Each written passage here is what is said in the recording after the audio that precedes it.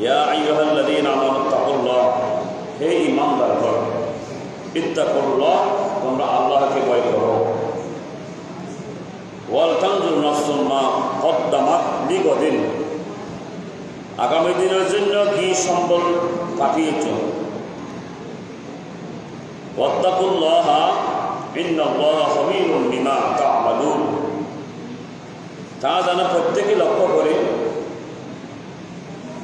ওয়াত্তাকুল্লাহা, তোমরা আল্লাহকে ভয় করো। ইন্নাল্লাহা, নিশ্চয়, খাবীরুম বিমা তা'মালুন, আল্লাহ তোমাদের কর্ম সম্পর্কে পরিজ্ঞাত। তা আল্লাহ এই কোরআন কারীমের আয়াত কারীমার প্রথম বলেছেন ইয়া আইয়ুহাল্লাযীনা আমানু ইত্তাকুল্লাহ। আল্লাহ ঈমানদারদেরকে ভয় করার জন্য বলেছেন। ইয়া আইয়ুহান নাস, ইয়া আইয়ুহান নাস বলতে আপনার নাচের মধ্যে পুরুষদেরকে বোঝাই, মহিলাদেরকে বোঝাই। সেখানে মধ্যে নাচ বলতে আপনার মুসলমান, হিন্দু, বৌদ্ধ, খ্রিস্টান, সাংমা ইত্যাদি যত মানুষ আছে সমস্ত মানুষকে বোঝানো।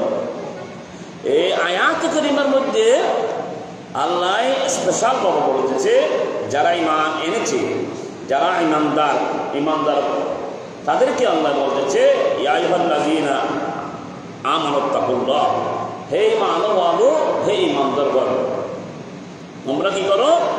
ইত্তাকুল্লাহ, আল্লাহকে ভয় করো। সুবহানাল্লাহ। কারণ আল্লাহকে সবচেয়ে ওই ব্যক্তিরা ভয় করে। আল্লাহ কোরআন পাকে বলেছেন ইন্নামা ইয়াখশাল্লাহা মিন ইবাদিহিল উলামা, আল্লাহ বলেন সবচেয়ে যারা আমাকে ভয় করে তারা হচ্ছে হক্কানি রব্বানি আলেম তথা উলামায়ে কেরাম। সুবহানাল্লাহ। তো ইয়া আইয়ুহান নাস যদি বলতো, সেখানে নাসের মধ্যে বলেছে আগে তারা কিন্তু আল্লাহকে ভয় করে না। মুসলমানরা ভয় করে তন্মধ্যে কারা? কাদেরকে আল্লাহ বলতেছে? যারা ইত্তাকুল্লাহ, যারা ঈমান এনেছে, যারা ঈমান এনেছে। কিসের উপর? আমানতু বিল্লাহি ওয়া মালাইকাতিহি ওয়া কুতুবিহি ওয়া রুসুলিহি ওয়াল ইয়াউমিল আখির ওয়াল কদরি খায়রিহি ওয়া শাররিহি মিনাল্লাহি তাআলা ওয়াল বা'থি বা'দাল মাউত। তাদেরকে আল্লাহ বলেছে ইশারা, তোমরা ভয় করো আমাকে। আল্লাহ করে বলতেছে ওয়াল তানজুর নাফসুম মা কদ্দামাত লিগাদিন, তোমরা এভাবে খোদাকে ভয় করো যেভাবে তোমরা আগামী ওয়াল তানজুর নাফসুম মা কদ্দামাত লিগাদিন, আগামী দিনের জন্য কি সম্বল পাঠিয়েছ তা আল্লাহর জন্য কি করতেছ। আগামী দিন বলতে কি বোঝায় এখানে? আগামী দিন বলতে আমি যখন কবরের জগৎ চলে যাব, তো কবরের জগতে চলে যাওয়ার আগে সরু সামান তৈরি করতে হবে। সেটা কি? কাজ, আকুমুস সালাত, নামাজ আদায় করতে হবে।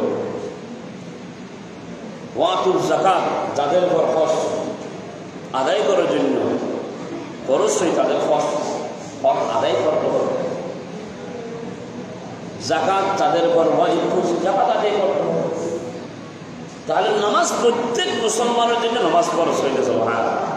কিন্তু প্রত্যেক মুসলমানের জন্য ফরজ নহে, প্রত্যেক মুসলমানের জন্য যাকাত ফরজ নহে। তা কি থাকতে হবে? সম্ভব থাকতে হবে। কিন্তু প্রত্যেকের জন্য নামাজ ফরজ। সুবহানাল্লাহ।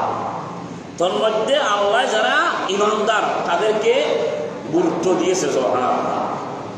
কারণ মুসলমান দুনিয়ার মধ্যে যখন মুসলমান মধ্যে আমরা জন্ম হই, তখন আমরা মুসলমান হিসেবে দুনিয়ার মধ্যে জন্ম হয়ে থাকি।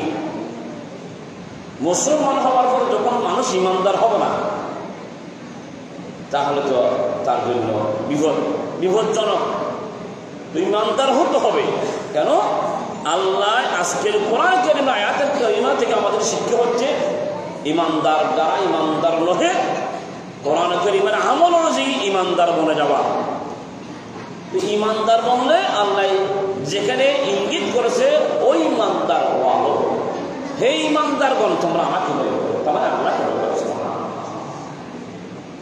তো আমার জন্য তোমরা আগামী দিনের জন্য কি সম্বল পাঠিয়েছ বা কি তৈরি করেছ? প্রতিনিয়ত আগামী দিনের জন্য পাঠিয়েছ, দুনিয়া তুমি আসো কেন? ওয়ামা খলাকতুল জিন্না ওয়াল ইনসা ইল্লা লিয়াবুদুন। আল্লাহ বলেছেন আমি জিন এবং ইনসানকে সৃষ্টি করেছি আমি রব্বুল আলামিনের ইবাদত বন্দেগী করার জন্য। তোমরা কি বন্দেগী করেছো? সেই বন্দেগী করে মাবুদের তোমরা আমি রব্বুল আলামিনের জন্য কি পাঠিয়েছো? এই কথা আজকে বলেছে মা কদ্দাম আপনি কর, তোমরা কি পাঠিয়েছো? তখন আপনি আপনাকে কি বলবেন, পরীক্ষা করবেন আমি আজ সকাল থেকে কি কাজটা আমি করেছি। আপনি আপনার সকাল থেকে কি কাজটা আপনি করেছেন, তখন নিজেকে নিজে প্রশ্ন করবেন, ভাই আমি সকাল কি করতে হয়? সকাল করতে হয় ফজরের নামাজ। আপনার জীবনটা শুরু করেছেন কি দিয়ে শুরু করেছেন দেখেন। তা আপনি চিন্তা করবেন আমার জীবনটা মুসলমান হিসেবে এভাবে জন্ম নিয়েছি, আমার ইমানদারের কাজটা কি? সর্বপ্রথম ফজরের নামাজ যখন আজান হবে, আজানের আওয়াজ শুনে আপনি মসজিদের মধ্যে আগমন করা, মসজিদের মধ্যে প্রবেশ করা, তখন আপনার যত কাজ কর্ম আছে সব কিছু আপনার আমল নামার মধ্যে ইবাদতে পরিণত হবে। সুবহানাল্লাহ। কি যারা আজকে কোনো নামাজ পড়েছেন আপনারা আমি কেন? আজকের কোরআনে কারীমের আল্লাহ এই কোরআনে কারীম আয়াত থেকে আল্লাহ বলতে তোমরা কি বান্দা, তোমরা তো আমাকে বই করো। কারা গভীর রাতে উঠে নামাজ পড়বে? তার মানে তাহাজ্জুদের নামাজ। যখন কেউ ঘুমায় বা কেউ জাগ্রত থাকে, ও ঘুমন্ত অবস্থায় পরিবার অন্য